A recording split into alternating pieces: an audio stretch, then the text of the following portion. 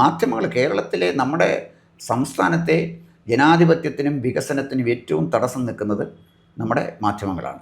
അവർ ചെറിയ ചെറിയ ചില വാർത്തകളെടുത്ത് വക്രീകരിച്ച് വലിയ പ്രാധാന്യം കൊടുക്കുകയും അർഹിക്കേണ്ട വാർത്തകൾക്ക് അതിന് പ്രാധാന്യം കൊടുക്കാതിരിക്കുകയും ചെയ്യാണ്.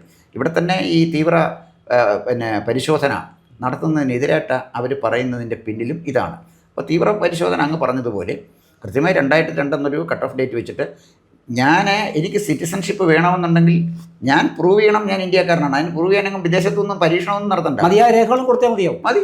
ഞാൻ ഇവിടെ ജനിച്ചെന്ന ജനന സർട്ടിഫിക്കറ്റ് ഇല്ല എൻ്റെ ജനന സർട്ടിഫിക്കറ്റ് കൊടുക്കാൻ പറഞ്ഞാൽ ജനന സർട്ടിഫിക്കറ്റ് കൊടുക്കാൻ ആർക്കാ മടിയുള്ളവൻ വോട്ട് ചെയ്യണ്ട.